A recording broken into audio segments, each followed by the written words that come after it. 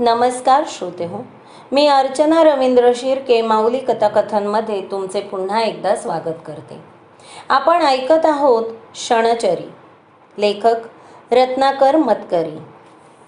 क्षणचरी भाग 2.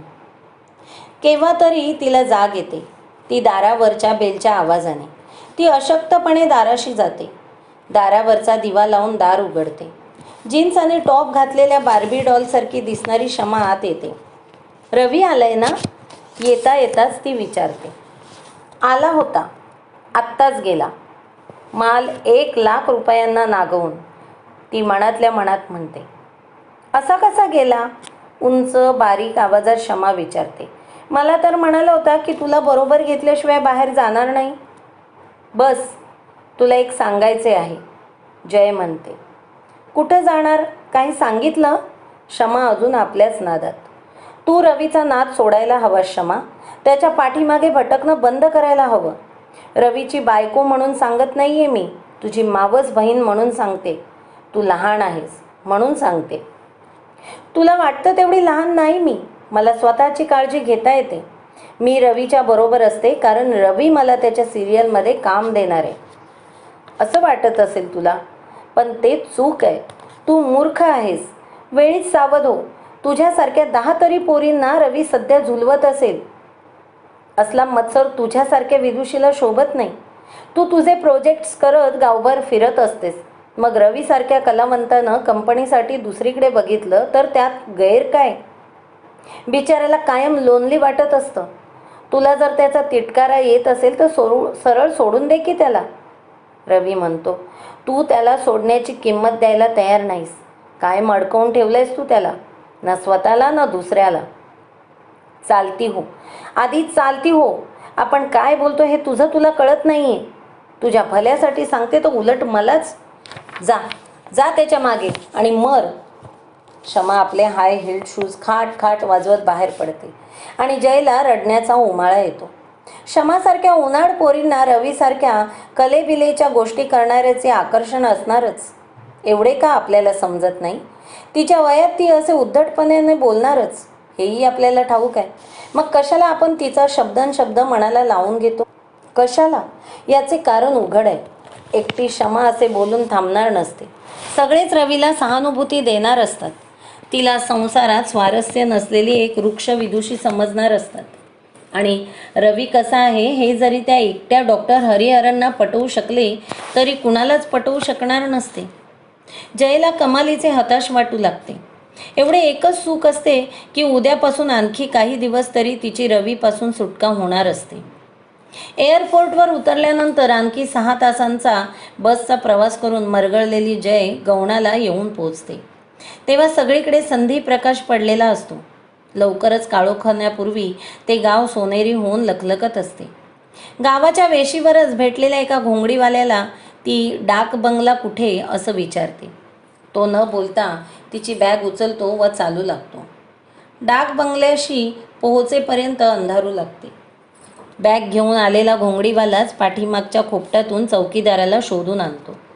ती 5 रुपयांचे नाणे त्याच्या हातावर ठेवते आणि पर्समधून काढलेले पत्र चौकीदाराला दाखवते. तो किल्ल्या आणायला परत जातो. भोवतीच्या झाडांमुळे अंधार अधिकच गडद वाटू लागतो. झाडीत कोल्ही ओरडू लागतात. चौकीदार येऊन बंगल्याचे कुलूप उघडतो. दार एकदम हॉलमध्येच उघडते. चौकीदार 2 दिवे लावतो. पिवळट रंगाच्या त्या दिव्यांनी हॉल मुळात पडझड झालेली नसतानाही उगाचच उदासवाना वाटतो. चौकीदार म्हणतो, जेवण आणि नाश्ता उद्यापासून सांगून ठेवीन.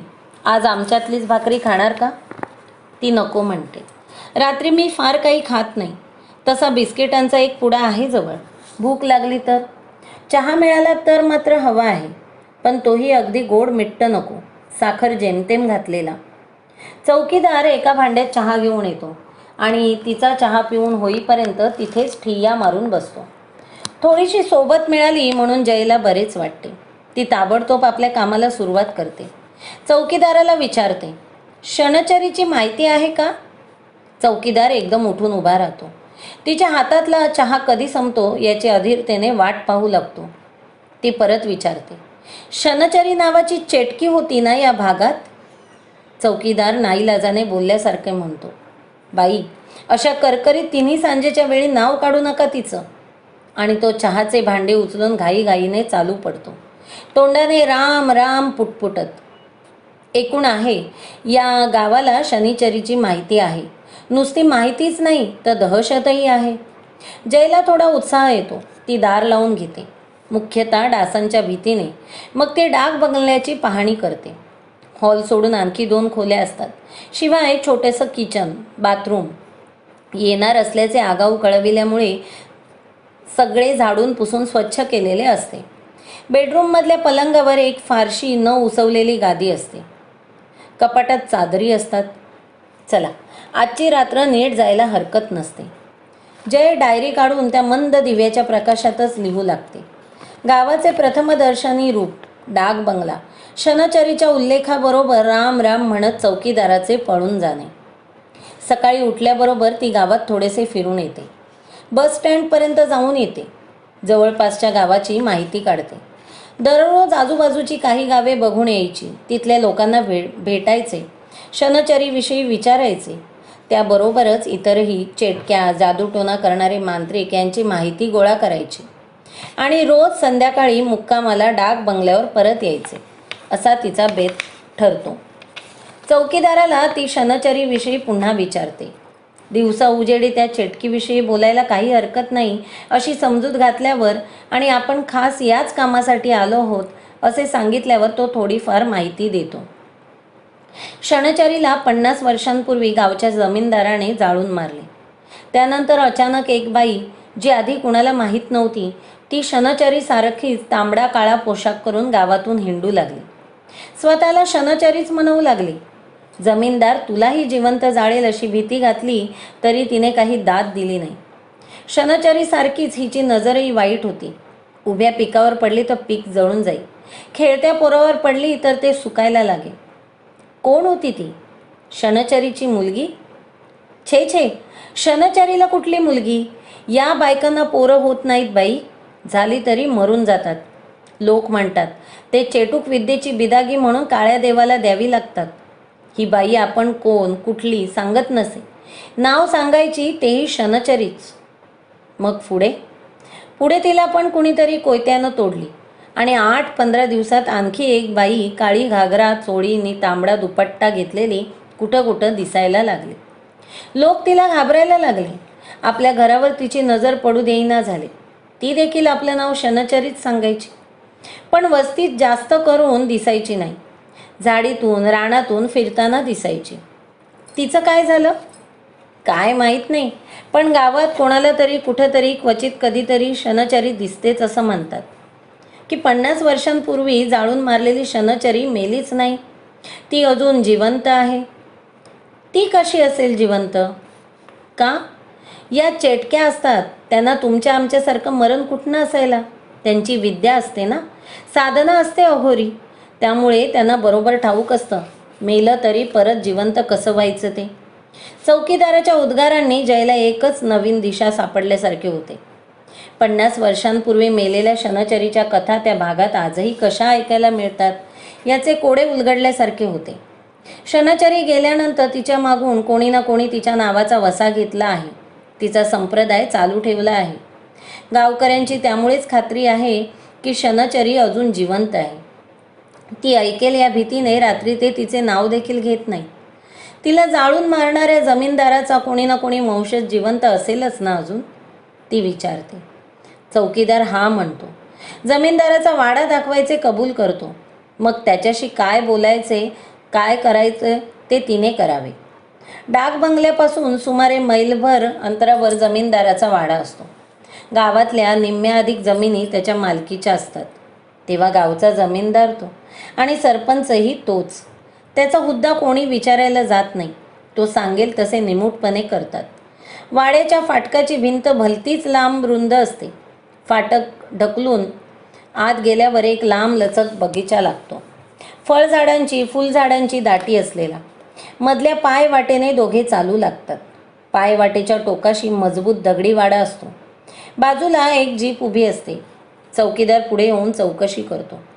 जमीनदार साहेब दिल्लीला गेलेत, 2 दिवसांनी परत येतील असा निरोप मिळतो. आपल्या नावाचे कार्ड ठेवून जय निघते. जाण्यापूर्वी चपला चढवताना पुन्हा एकवार वाड्याकडे नजर टाकते आणि मघा न आलेली एक विचित्र गोष्ट आता तिच्या ध्यानात येते. वाड्याच्या माडीवरचा डावीकडचा भाग ढासळलेला आहे, त्यामुळे वाडा पक्षघात झाल्यासारखा दिसतो. हे काय, इतका लख्ख अगदी चित्रासारखा ठेवलेला वाडा आणि त्याचा हा ढासळलेला भाग कोणी दुरुस्त नाही करत? तो होत नाही दुरुस्त. म्हणजे असं म्हणतात की जमीनदारांनी, म्हणजे थोरल्या जमीनदारांनी शनचरीचं खोपटं पेटवून तिला जाळून मारलं. त्याच रात्री धाडधाड करून या वाड्याच्या या भागातले दगड कोसळले. आपोआप लोक म्हणाले शनचरीचा शाप जमीनदाराला बाधला. पण जमीनदारानं जिद्दीनं तो भाग दुसऱ्याच दिवशी बांधून घेतला. आणि काय सांगायचं, 2च दिवसांनी परत तिथले दगड कोसळले. नशीब कोणाला इजा झाली नाही. लोक बोलायला लागले. जमीनदार जिद्दीला पेटला. त्यानं परत बांधून घेतली ती बाजू. पण 2 दिवसांनी तोच प्रकार. तेव्हापासून तो भाग तसाच आहे, ढासळलेला. अलीकडे एकदा या जमीनदारांनी प्रयत्न केला होता, पण दगड जागेवर राहायला तयारच नाही. काय असेल हे, जय विचारात पडते. मुंबईला गेल्यावर पुन्हा आर्किटेक्टशी या विषयात बोलायला हवे. 2 दिवसात जय सकाळ दुपार जवळच्या गावांमधून फिरून येते. सगळीकडे तिला एकच चित्र दिसून येते. चेटूक जारणमारण या प्रकारावरचा सर्वांचा गाढ विश्वास. साधारण शिकलेले लोकसुद्धा आम्हाला त्यातलं काही कळत नाही, पण आम्ही या बाजूला रात्र पडल्यानंतर जात नाही. लहान मुलाला उघड्यावर घेऊन बसत नाही. फुलणाऱ्या झाडाला काळे दोरे बांधून ठेवतो. औसेला चेटकीसाठी अन्न काढून ठेवतो. अशा नाना गोष्टी सांगतात. शनचरीविषयी तर 1000 दंतकथा असतात. अमका रक्त ओकून मेला, तमक्याच्या अंगावर बिब्याचा फुल्या उठल्या, ती समोरून आली तर माणसं मागच्या मागे परतायची. औसेच्या रात्री तिच्या खोपटाभोवती प्रकाश दिसायचा. नाना गोष्टी. जय हे सारं टिपून ठेवते. या सगळ्या भागात आजही शनचरीचा पगडा आहे. आपण त्याविषयी वाचले होते. त्याहून कितीतरी अधिक प्रमाणात आहे, याविषयी तिला शंका राहत नाही. 2 दिवसांनी दिल्लीहून परतलेल्या जमीनदाराचे आपणहूनच बोलावणे येते. चौकीदार तिला वाड्यावर घेऊन जातो, पण स्वतः बाहेरच थांबतो. हॉल प्रशस्त असतो. चित्रपटातला जमीनदाराच्या वाड्याचा हॉल असावा तसा. पांढऱ्या शुभ्र बैठकीवर जमीनदार बसलेले. पलीकडे एक तरुणबाई विड्याची पाने नखलीत बसलेली. जमीनदार सुमारे 45चे असावेत, म्हणजे रवीहून निदान 10 वर्षांनी मोठे. पण तिला त्यांच्यात आणि रवीमध्ये काहीतरी साम्य जाणवते. पण काय ते लक्षात येत नाही. किंचित हसत ते म्हणतात, या या बसा, तुम्ही मुंबईहून आलात म्हणे. त्यांच्या खुनेसरशी शेजारची ती स्त्री उठते आणि आत जाऊन पाणी आणि बर्फी घेऊन येते. दूध घेणार, जमीनदार विचारतात. पण जय ठाम नकार देते.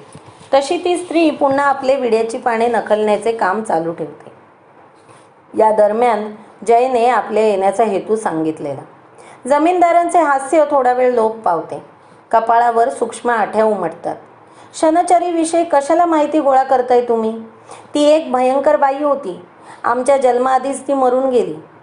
लोक ती अजून जिवंत आहे असं मानतात. जमीनदार क्षणभर दचकतात, मग हसून म्हणतात, हो, पण त्यात काही अर्थ नाही. माणसं अशी कशी जगत राहतील? म्हातारी नाही होणार, मरून नाही जाणार. तुमच्या मते ती 4 चौघींसारखीच होती, चेटूक करणारी नव्हती. आम्हाला काही समजलं नाही त्यातलं, पण ती भयंकर दुष्ट होती एवढं खरं. आमच्या वडिलांकडून ऐकलंय ना आम्ही. गावातली माणसंही सांगतात. तिनं आमच्या वडिलांना फार पेडलं. तिच्या जादू टोण्यानं एका वर्षी आमची सगळी दुभती गुरं मेली. एका वर्षी गव्हाचं सगळं शेत करपून गेलं. आमच्या वाड्याचा एक भाग कायमचा ढासळला. हो, आपल्या वडिलांनी तिचं खोपट जाळलं त्या दिवशी. आमची वडिलं कशाला जाळतील तिचं खोपट? हे लोकांनी काहीतरी उठवलेलं आहे. लोक दोन्ही तोंडाने बोलतात. जाळून मारलं म्हणतात आणि अजून ती जिवंत आहे असंही म्हणतात. दोन्ही कसं शक्य आहे? एव्हाना त्या तरुण स्त्रीने जमीनदारांना विडा तयार करून दिलेला असतो. ते तो तोंडात कोंबतात. तिने केलेला दुसरा विडा तबकातून उचलून जयच्या समोर मधाळ आवाजात म्हणतात, घ्या. नको, जय म्हणते. घ्या हो, फार संकोची आहात तुम्ही. ज्याला त्याला नको म्हणता, दूध नको म्हणता, विडा नको म्हणता. खरं तर तुम्ही एवढ्या लांबून आलात आमच्या घरी म्हणजे जेवायलाच यायला हवं. उद्या येता का? उद्या उद्या परत जाणार आहे मी मुंबईला. मग विडा तरी घ्या. नाही, घ्याच. नाही म्हणूनही विड्याला. ती विडा घेते, तसाच हातात धरून ठेवते. खात का नाही? जमीनदार विचारतात. खाऊन बघा, चव आहे आमच्या चमेलीच्या हाताला. मी खाईन जेवण झाल्यावर. ती विडा पर्सच्या बाहेरच्या छोट्या कप्प्यात ठेवते. थोड्या इकडच्या तिकडच्या गप्पा झाल्यावर जय उठते. डाक बंगल्यावर परतते. टिपण करते. जमीनदारांचा चेटूक प्रकारावर पूर्ण विश्वास आहे. शनचरीने आपल्या वाडवडिलांचे नुकसान केले असेच ते मानतात. मात्र आपल्या वडिलांनी शनचरीला जाळून मारले हे कबूल करायला ते तयार नाहीत. संध्याकाळी जय चौकीदाराला विचारते, शनचरीचं घर कुठेसं होतं? चौकीदार खाणाखुणा सांगतो. मग म्हणतो, तिथं होतं असं म्हणतात. खरं खोटं मला माहीत नाही. तिला जाळलं तेव्हा मी अगदीच लहान होतो. मग काही एका विचाराने धसकून तो विचारतो, तुम्ही तिकडे जाणार तर नाही? नका जाऊ. आलेच जरा पाय मोकळे करून, असे म्हणून पर्स उचलून जय निघते. थेट त्याने सांगितलेल्या जागेपाशी येते. उन्हे कलायला सुरुवात झालेली असते. सगळीकडे शांतता पसरलेली असते.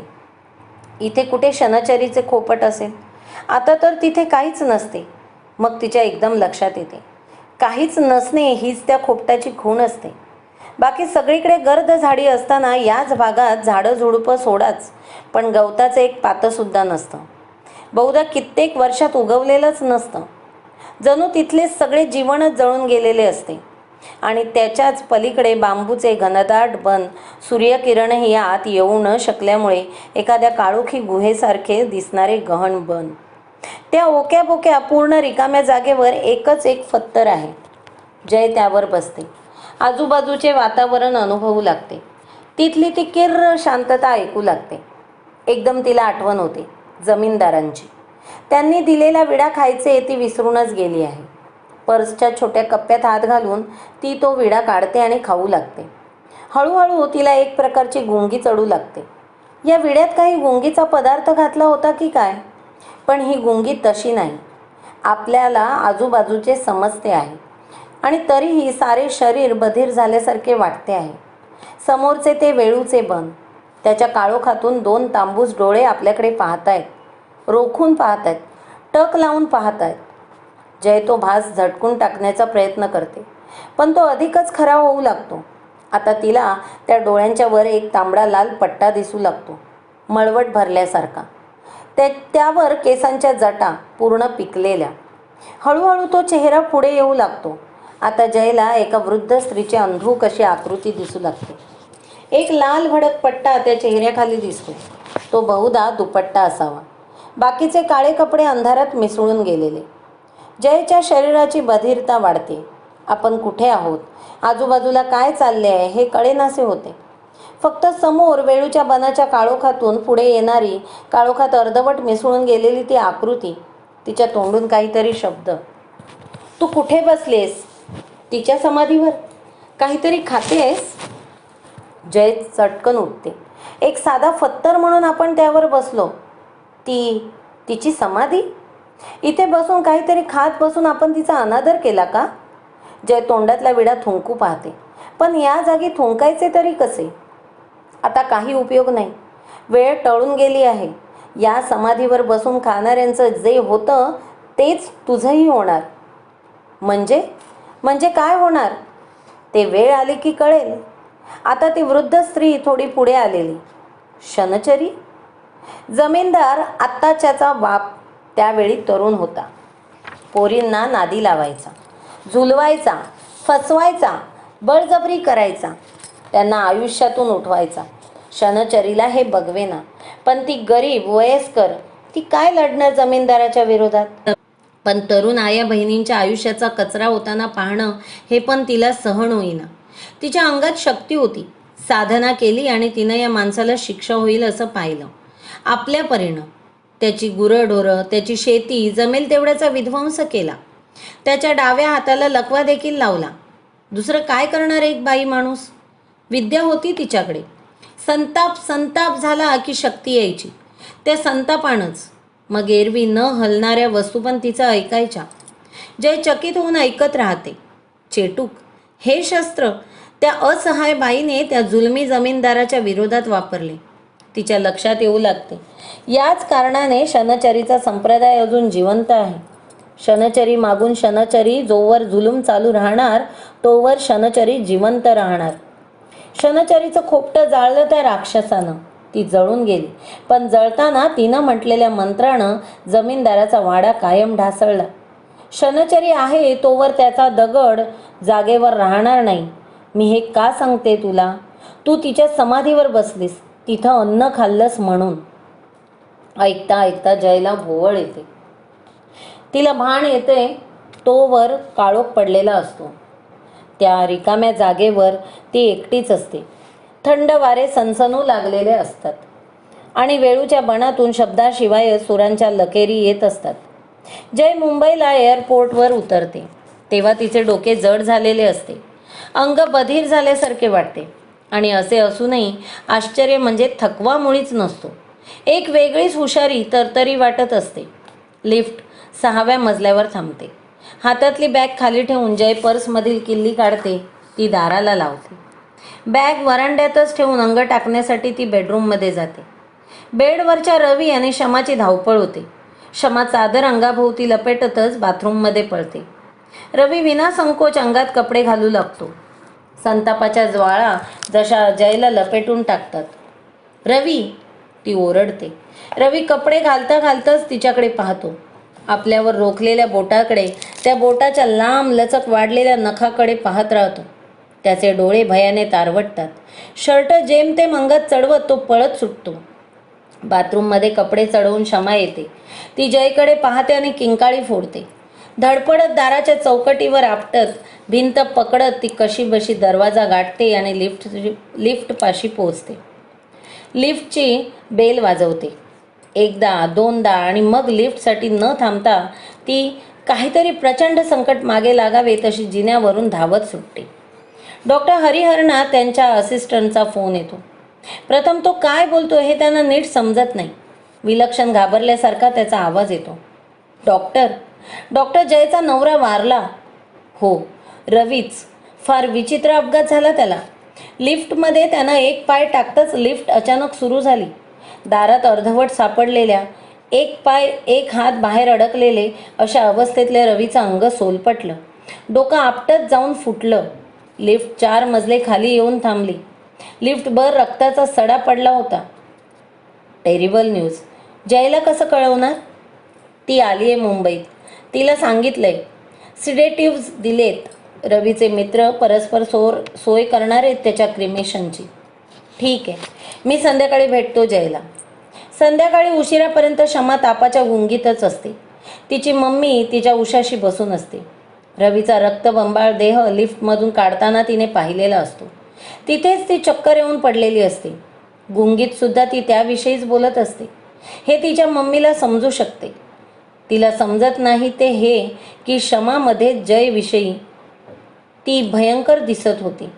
नखं वाढलेली, डोक्यावरचे पिंजारलेले केस पांढरे फटक, कपाळावर मळवट, डोळ्यांभोवती काळं हडकलेला चेहरा.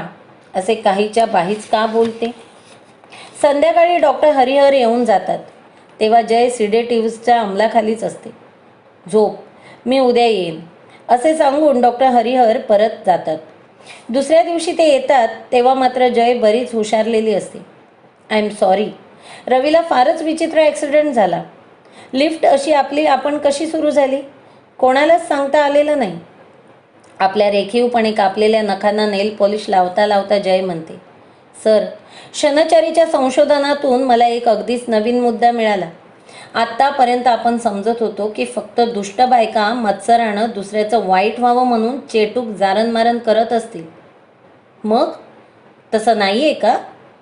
बऱ्याच केसेसमध्ये आहे, पण कित्येकदा टोकाच्या असहाय्यतेमधूनही या बायका जुलूम करणाऱ्यावर चेटूक करीत असतील. या शनचरीसारख्या कुठून तरी त्यांच्या चेटूक करण्याचं सामर्थ्य आलेलं असतं, पण त्यांची सांगड जेव्हा असहाय्यतेतून येणाऱ्या संतापाबरोबर पडत असे तेव्हाच जुलुमाला विरोध करण्याचं एकमेव शस्त्र म्हणून या बायकांच्या हातून चेटूक होत असेल.